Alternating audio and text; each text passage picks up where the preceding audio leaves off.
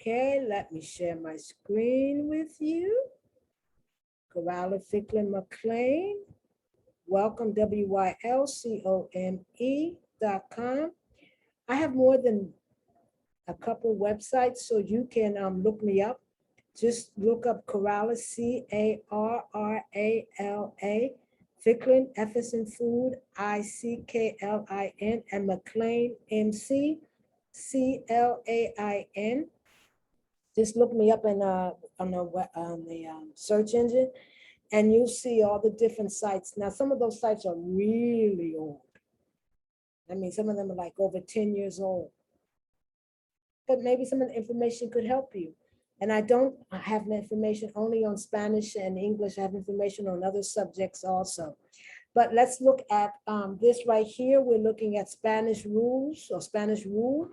And now we're looking at the imperfect, and we're looking at uses. And we talked about a couple of uses for the imperfect. If you remember, we talked about in comparison to the preterite. We talked about it when you're talking about a habitual action. And in English, we either say used to, and in some cases we say would, but not would to conditional, because would has a lot of different meanings in English, not in Spanish, in English, right? Now, we're going to talk about the imperfect when you're talking about any state or event already in progress when interrupted by another. While, let me see, when I was talking on the phone, my mother called me. Okay, so I was doing an action. See that? This is the action. I was in progress doing another action let me do it this way. I was in progress of doing an action, but another action interrupted me.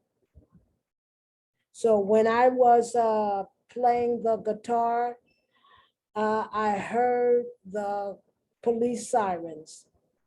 So here I am playing the guitar, and then boom, another action interrupts. That action that interrupts is the preterite. Is put in the preterite form. The action that I was doing, you see how I said I was doing in English, que hacía, that I was doing is in the imperfect. The same as in English, but we'll say what I was doing instead of what I used to. Okay, the form in English changes. In Spanish, it doesn't change. Because we would call that in English, you would call that the past progressive, was doing. In Spanish, you call it the imperfect.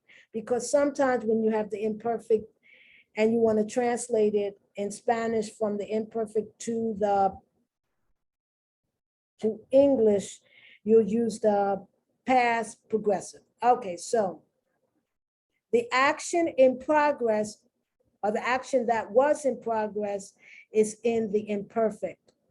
The interrupting action is in the preterite. Hablaba por teléfono cuando llegaste. So I was talking on the phone when you arrived, or when you arrived, I was talking on the phone. So the talking on the phone, I was talking on the phone, is in the imperfect. Hablaba, hablabas, hablaba, hablábamos, hablaban. Cuando, when you arrived. Llegué, llegaste, llegó, llegamos, llegaron. So the action that was in the process, I was talking on the phone, is in the imperfect. The action that interrupted that action, boom, is in the preterite. Or in English, it would be the preterite, or like we normally say, the simple past. Okay. Me marchaba cuando me llamaste. Okay, me marchaba cuando me llamaste. I was leaving when you called. So just as I was about to leave, I was leaving, then ring, ring, ring. Let's say I'm just going to put my hand on the doorknob and ring, ring, ring. It stops the action. So I was in the process of leaving When ring, ring, ring. Okay. So the name Machaba, by the way, this is the,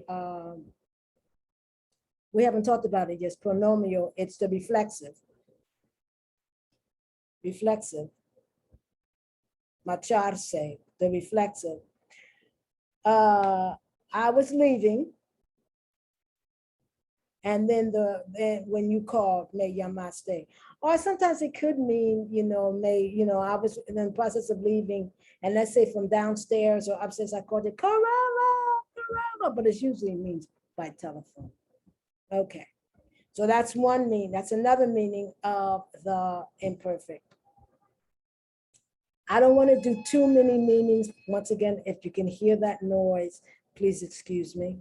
Okay. And that one, no, oh, yes. The imperfect is used to express two actions in the past that happen at the same time. Normally, in English, both verbs are in the present participle, and they're in the present participle is the verb in the ing, and they're in the past progressive form.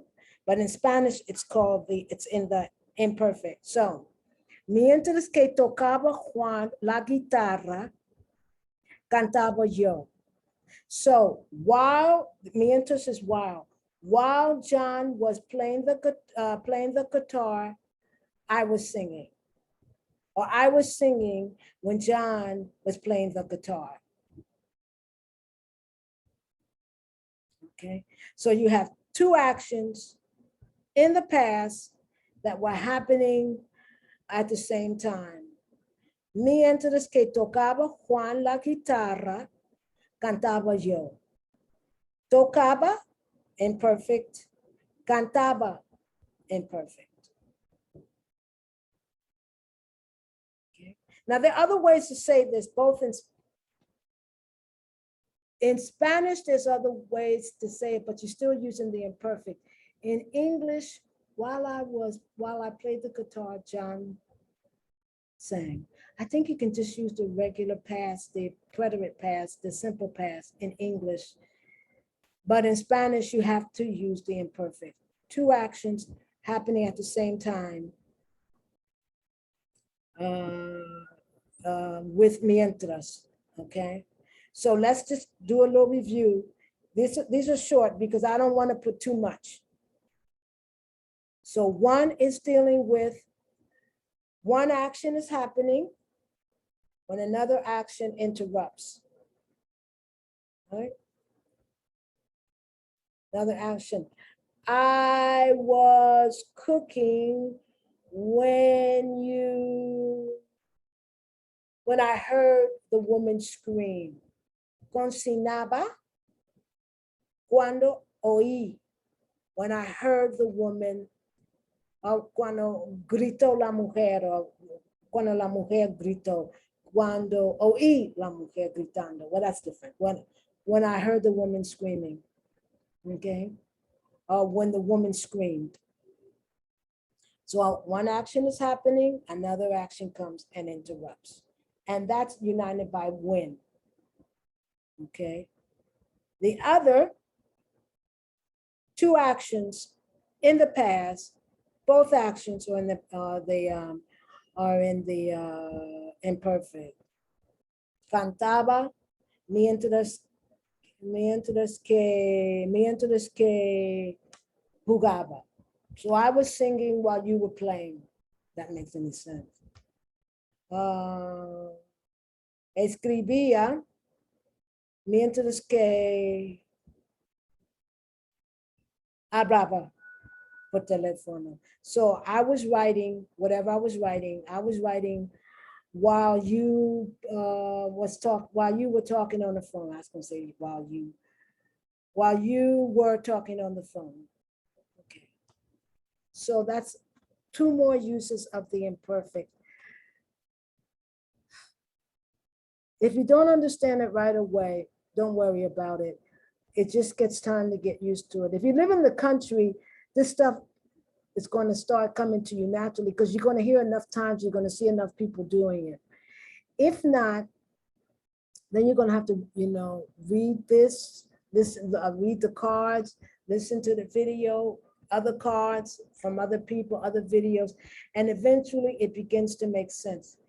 Because after a while, if you repeat something enough times, it begins to make sense. Like they say, if you say it enough times, people begin to believe it. Well, I'm not asking you to believe it because this is Spanish, but what I'm saying is you say enough times, it begins to make sense. It begins to become part of what we all call common sense. There is no such thing as common sense. You just hear something again and again and again and again. And then you say to yourself, well, of course. You don't remember when you didn't know that. Okay, so Corella Ficklin, Corella Ficklin McLean, welcome WYLCONE.com. Thank you. Subscribe and thank you.